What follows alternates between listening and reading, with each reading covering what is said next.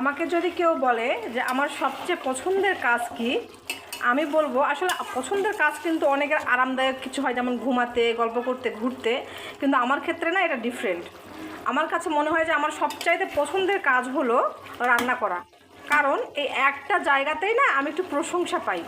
যেমন সবাই খেয়ে বলে যে অনেক মজা হয়েছে, অনেক সুন্দর রান্না করতে পারো তুমি, ইচ্ছেটরা ইচ্ছেটরা।